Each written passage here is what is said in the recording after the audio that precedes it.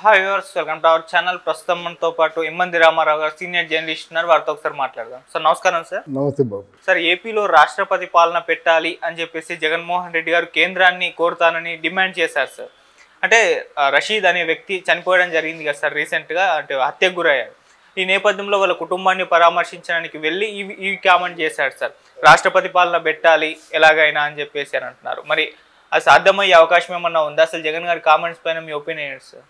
ఈయన ధోరణి ఎలా ఉందంటే, ఆలు లేదు చూలు లేదు, కొడుకు పేరు సోమలింగం అంటారు చూసారా. అది నిన్నగాక మొన్న 10లో కూర్చున్నారు, 1 month అయింది. అప్పుడే రాష్ట్రపతి పాలన విధించవలసినంత విధ్వంసం ఏమి జరిగింది అక్కడ? ఎవరో ఒకరు నీ పార్టీ వాళ్ళు ఒక మనిషిని మా తెలుగుదేశం పార్టీ వాళ్ళు చంపారు, అంతే కదా. మరి ఎలక్షన్ పరంగా ఎంతమందిని చంపేశాడు? పిన్నెల్లి రామకృష్ణారెడ్డి మీద ఎన్ని మర్డర్ కేసులు ఉన్నాయి? మర్డర్ కేసులు ఉన్నవాళ్ళు పెద్దిరెడ్డి రామచంద్రారెడ్డి మీద ఎన్ని మర్డర్ కేసులు ఉన్నాయి? అనిల్ కుమార్ యాదవ్ మీద ఎన్ని మర్డర్ కేసులు ఉన్నాయి? కొడాలి వల్లభనేని వంశీ మీద ఎన్ని ఉన్నాయి? ఇప్పుడు చెప్పోయా, మీ పార్టీలో ఎన్ని మర్డర్ కేసులు ఉన్నాయో, వాళ్ళ పార్టీలో ఎన్ని మర్డర్ కేసులు ఉన్నాయో ముందు పెట్టు, ప్రధానమంత్రి ముందు పెట్టు. పెట్టడానికి నీకు చేత కాకపోతే వాళ్ళే పెట్టుకోమని చెప్పు. అది నిజాలు తెలుసుకొని తప్పు చేసేవాడికి శిక్ష విధించమని చెప్పు. రాష్ట్రపతి పాలన ఎందుకు? ఒకవేళ పొరపాటు చేసినట్టయితే వాళ్ళే వెళ్ళిపోతారు, నువ్వే పరిపాలించుకోవచ్చు కదా. ఆ బాధ్యత అయితే కేంద్ర ప్రభుత్వమే తీసుకుంటుంది. కానీ అప్పుడే ఇంకా నిన్నగాక మొన్న గద్దెనెక్కారు, ఏదో పుట్టుడు ఆశలతోనేమో ఆ మోదీ గారిని అంటే ఒప్పించి సంపద తెచ్చుకుంటున్నారు. ఇప్పుడు నువ్వు మాట్లాడు, ఏవైనా అర్థం ఉందా? నిన్ను గమనిస్తున్న సమాజం నీ గురించి ఎంత అసహ్యకరంగా అనుకుంటుంది. నీ లేఖను తీసుకెళ్ళి ఎక్కడో చిత్తు బొట్టులో పడేస్తారు, అదే కదా నీ లేఖ. మరి రాయడంలో నీ తాలూ గుణం బయటపడుతుంది. ఇంతవరకు అన్నప్రాసనాడే ఆవకాయ అంటారు చూసారా, ఇప్పుడు అలా కాదు, అన్నప్రాసనాడే నాటుకోడు అన్నట్టే ఉంది నీకు. కానీ ఏమి లేదు కదా, నువ్వు అంత మసాలా దట్టించి బయటికి ఎక్స్పోజ్ చేయవలసిన అవసరం లేదు. అది ఉంటే ప్రజలు చీకొడతారు, ప్రజలే తిరస్కరిస్తారు. మీకు భయపడి ప్రజలు గొంతెప్పలేదు, మీకు భయపడిపోయి జర్నలిస్టులు కూడా గొంతెప్పలేదు. ఎదురేసిన జర్నలిస్టునేమో తలకాయ బద్దలు కొట్టారు, నామినేషన్ వేస్తున్నప్పుడు చేతులు నరికేశారు, ఇళ్లలో పడుకున్న వాళ్ళ మీద కేసులు పెట్టారు. అమరావతి రైతులందరినీ 5 సంవత్సరాల పాటు అహర్నిశలు కూడా వాళ్ళ బతుకులు ఎలా అయిపోయాయంటే, ఎందుకు బతుకుతున్నావురా, చచ్చిపోదామన్నంత జీవితం మీద విరక్తి కలిగేలా చేసింది మీరు కాదు. మరి అప్పుడే విధించాలి నీకు, అప్పుడే మరి రాష్ట్రపతి పాలన విధించాలని చెప్పొచ్చు కదా ఎవరైనా. ఎందుకు చెప్పలేదు? ఏమైనా చెప్తే చంపేస్తావు నువ్వు, రాక్షసుడివి, ఎవరి మాట వినవు. అది కదా, అదే అసలు నీకు ఈ గతి పట్టడానికి, ఈ స్థితికి రావడానికి కారణం ఏమిటా అని ఒక్కరోజైనా ఆలోచించుకున్నావా? నీ తల్లి నీకు దూరం అవడానికి, నీ చెల్లి నీకు దూరం అవడానికి, మీ నాన్నగారి తాలూకు సమకాలీనులు అందరూ దూరం అవడానికి, మీ నాన్నగారికి ఆత్మ అని పిలువబడేటువంటి రామచంద్రరావు దూరం అవడానికి కారణం నువ్వు, నీ వ్యవహారం కాదు. ఏ రోజైనా ఆలోచించావా? ఇది నువ్వు లేఖ రాసావు, లేఖ రాసేమిటి? నీ పార్టీ కోసం స్టిల్ ఇంకా పోరాడుతున్నాను, ఒంటరిగా పోరాడుతున్నాను, నాకెవరేంటి భయం, ఎవరంతే భయం ఏంటి అని చెప్పేసి ఏదో మేకపోతు గాంభీర్యాన్ని ప్రదర్శించడానికి మాట్లాడుతున్నా. కానీ ఇది ఎవరు చూస్తారు నిన్ను? పైగా అటు పక్కన్నోళ్ళు సామాన్యులు కాదు.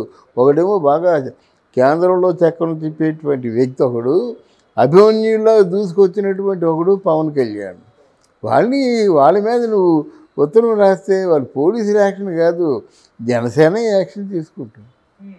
పోలీసుల యాక్షన్ వరకు అవసరం లేదు. రేపు పొద్దున మనం చెప్పాను, నేనే మొట్టమొదటిసారిగా చెప్పాను, బొంబాయిలో శివసేన అలాగో ఇక్కడ జనసేన అలాగ ఉంటుంది. ప్రతి రాజకీయ పార్టీ కూడా ఉనికిపోవాలని చూస్తే పవన్ కళ్యాణ్ కూడా అలా తయారు చేసుకోవాలని ఆశిద్దాం.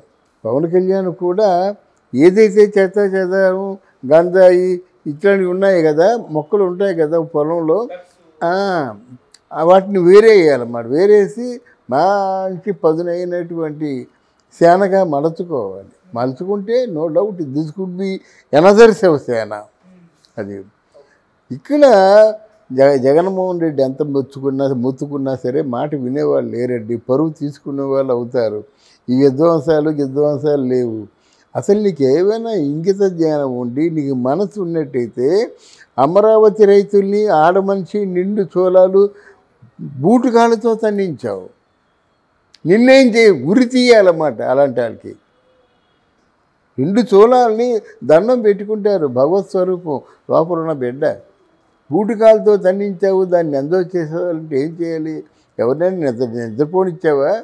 అమరావతి రైతుల్లో సగం రైతులకి అంటే వాళ్ళకి నిద్రాహారాలు లేవు, సంసారాలు లేవు.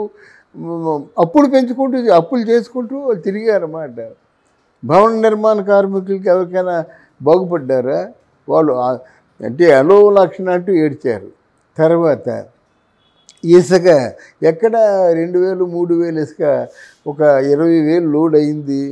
వాళ్ళు పనులు లేక చచ్చిపోయారన్నమాట. వాళ్ళు ఎంత ఉసిరు తగిలింది నీకు? వాళ్ళ జీవితాలు ఏమైనా బాగు చేసావా? చెత్త పన్ను అన్నావు, ఆ పన్ను అన్నావు, ఈ పన్ను అన్నావు, ఆ పథకం అన్నావు. ఎవరినైనా ఓ 10,000 రూపాయలు ఇచ్చామంటే 15,000 రూపాయలు తీసుకుంటున్నామని వాళ్ళే అంటున్నారు. అప్పుడు విధించాలి రాష్ట్రపతి పాలన. హత్యలు చేయించావు కదా, అప్పుడు విధించాలి రాష్ట్రపతి పాలన. ఏవీ లేని వ్యక్తులైనటువంటి పెద్దిరెడ్డి రామచంద్రారెడ్డి రాయలసీమలో 1/4 ప్రాపర్టీ అయింది. అప్పుడు విధించాలి. వాళ్ళకి ఎదురుగా వెళ్ళి మాట్లాడితే బతుకుండడమేనా? అలాగే ఏవి అంతా కోల్పోయి నిరాధారంగా ఉన్న రోజాని ఈరోజు 1000 కోట్లకు అధిపతి అయిందంటే నువ్వు కళ్ళు మూసుకోబట్టే కదా. నువ్వు 1000 కోట్లకు అధిపతి అయిందంటే ఆ 1000 కోట్లు ప్రజాధనమే కదా. అప్పుడు విధించాలి రాష్ట్రపతి పాలన. అంటే ఇప్పుడు మన కొడాలి నాని ఏ అధికారంతో ఆయన ఉన్నాడండి? ఏ అధికారంతో క్యాజిన్ ఆడాడండి? ఏ అధికారంతో నీ గంజాయిలో వాటా తీసుకున్నాడు, ఎక్స్పోర్ట్ చేశాడండి? అటువంటి సమయంలో విధించాలి. ఇది ఈ అంతకు మించి ఒకే ఒక మాట, నీకు సోలైనటువంటి విజయసాయి రెడ్డి ఆయన నేను అడ్డం పెట్టుకొని 8,000 కోట్లు పొందాడు, ఎంత ధనాన్ని సంపాదించాడు, వాడు అల్లుడికి ఎంత ఇచ్చాడు, వాళ్ళ తాలూకు ఎవరో ఆత్మీయులు చాలా ఆత్మబంధువులు కొంతమంది ఉన్నారు కదా, వాళ్ళకి ఎంత ఇచ్చాడో ఆలోచించుకోవాలి కదా. నీ ఆత్మబంధువులకి నువ్వెంత ఇచ్చావు? ఎలాగొచ్చింది? నీ వల్ల వచ్చింది. అది ఎక్కడిది? ప్రజాధనం. అంటే ప్రజలకు అందవలసిన డబ్బే కదా. అలో లక్షణ అంటూ ప్రజలు ఉంటే నువ్వు ఇది మాట్లాడతావా? రైతులు అన్నావు, రైతులు ఏం చేసావు? విత్తనాలు సప్లై చేసావా? రైతు భరోసా అంటావు నువ్వు, అక్కడ బతికే మార్గం చూపించాలి కదా. అదేమీ లేకుండా 3 సంవత్సరాలు కళ్ళు మూసుకొని కూర్చొని ఒక 4వ సంవత్సరంలో 5వ సంవత్సరంలో 4 దాన్ని ఏమంటారు పెయిడ్ ఆర్టిస్టులు లేకపోతే పెయిడ్ స్పోక్స్ మ్యాన్ని పెట్టేస్తే అబద్ధాలు నిజమైపోతాయా? నిజంగా ఈ పెయిడ్ స్పోక్స్ మ్యాన్ అంతా మాట్లాడింది నిజమని వాళ్ళు నమ్మినట్టయితే అవతల వాళ్ళకి డిపాజిట్లు రావు. దాందే మనమే చెప్పామనుకోండి, మనం చెప్పింది ఇది నిజం కాదురా సోదనుకుంటే ఎవరు చూస్తాడు? కరెక్టే సార్. మరి 1,00,000 మంది ఎందుకు చూస్తారు? అది నిజం అని నమ్మితే చూస్తారు. అది దాని నష్టం ఆ పార్టీకి అనే విషయం తెలుసుకోలేకపోతున్నారు. ఓడిపోయినట్టుండు. వాళ్ళు ఏం చేస్తారు చూడు. కనీసం ఒక 6 మాసాలు టైం ఇవ్వాలి కదా. టూ ఎర్లీ కదా. దాన్నే హనీమూన్ పీరియడ్ అంటారు అన్నమాట. మాట్లాడేవాడికి అతి లేదు, గతి లేదు, అర్థం లేదు, పార్థం లేదు. ఆ గుడివాడ అమర్నాథ్ ఉన్నాడు, వాడికి ఏమీ తెలీదు. హనీమూన్ పీరియడ్ అంటే భార్యాభర్తలు బయటికి వెళ్తారు కదా హనీమూను, అది ఒక నెల చాలంటాడు అన్నమాట. ఈ హనీమూను ఆ హనీమూను ఒకటి కాదు. ప్రభుత్వం ఇనీషియల్గా ఒక 6 గంటలు ఉండాలి, వేచి ఉండాలన్నది పొలిటికల్ భాషలో హనీమూన్ స్పూన్ ఏమంటారు హనీమూను టైం అన్నమాట. నువ్వు నిజ జీవితంలో భాష మాట్లాడితేవేంటి? ఒక 2 నెలలు చాలదా, 3 రోజులు చాలదా అని చెప్పేసి. అలాంటి వాడు నువ్వు సంపద ఎంత సృష్టించావు అన్నట్టయితే ఇప్పుడే కదా కోడి గుడ్డు పెట్టింది, ఇంకా గుడ్డు ఎదగాలి పొదగాలి అనేటువంటి భాష మాట్లాడే వాళ్ళందరినీ నీ తాలూకు క్వార్టరీగా పెట్టుకొని నువ్వు ఈరోజు రాష్ట్రపతి పాలన విధించమని చెప్తావా? జన్మలో జరగదు. ఇంకాస్త దిగజారిపోతున్నావు. Thank you so much sir.